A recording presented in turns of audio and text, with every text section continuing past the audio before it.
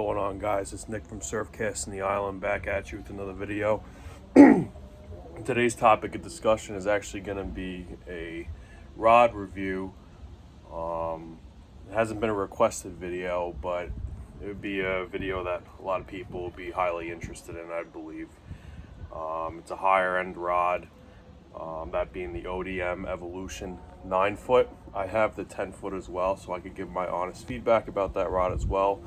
That's not the purpose of this video. The purpose of this video is to go over the 9-footer. Shout out to Matt Hetterich at Eastern Rod Works and Saltwaters Tackle for making it possible for me to, pick up the rod. They had it in stock. Great store. They have all your surf fishing needs. Definitely recommend check them out. Without further ado, let's get into it.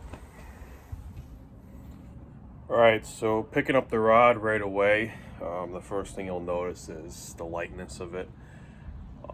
Unlike a lot of other graphite rods, say, Lamiglass GSB, any other rod that's pretty much a graphite blank, it's going to be a little bit heavier than this. This is boron. I believe it's some sort of lighter graphite, but it's a mixture. It's almost a composite rod in the sense that you have a little bit more flex and give with the tip.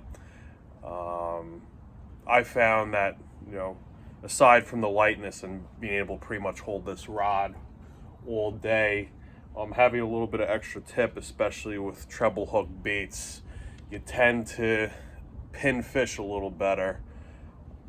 Mainly because when a fish hits a plug or a fish hits a bucktail, something has to give on the rod, that being the plug, the line itself, the fish, the rod. So in essence, what I'm saying is when you're using, the majority of people use braid on the market, braid has little to no stretch.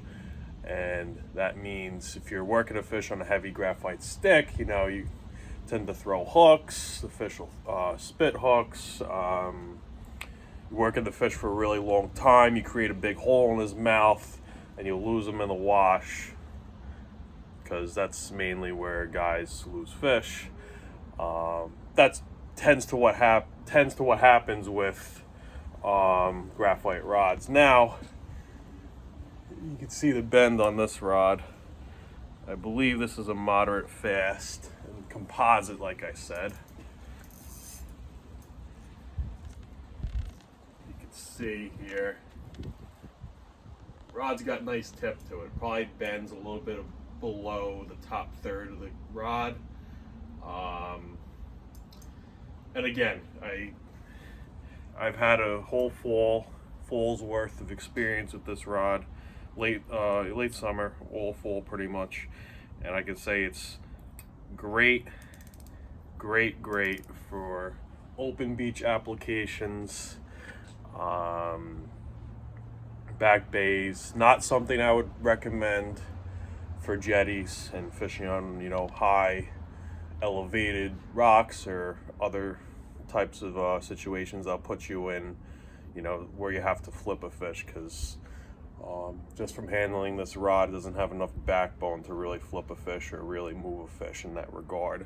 You'll end up just breaking, a $700, build. It's the last thing you want, especially when you first got it. Going over other specifications of the rod, the way Matt built it, I love the gripping he did on it. I don't know if you guys could see it, but that's paracord grip. Very similar to Paco. Paco pretty much has divots that spiral around. This is more outreaching spirals that you could grip onto. The rod itself, very lightweight. It's very tight to the blank, so there's not a lot of buffer between cork and rubber and all other nonsense. You really have a firm feel on pretty much every tick and tack on the end of your line, which I really like, especially early spring when the fish are very inept and very picky in terms of actually picking up your lure, getting them to hit a plug.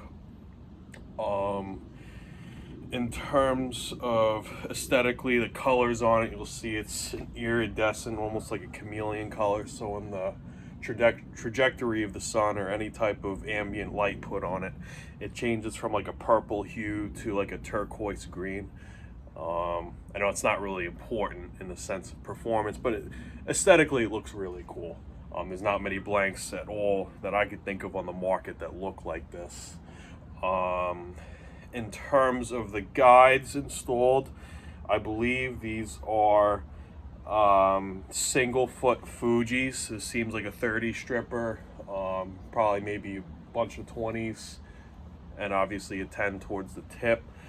I have my X2 Van Stal paired with this with 20-pound J-braid, I believe. That's not the purpose of this discussion, but again, you see a reel on this rod.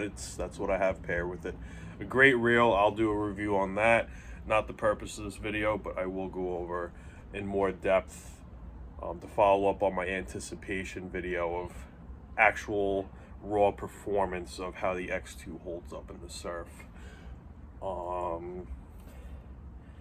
Yeah, that's pretty much it. I've handled fish anywhere from 15 pounds, mid to high teens, nothing huge, but it handles those fish great, and it handles, you know, slot and stuff of that regard great.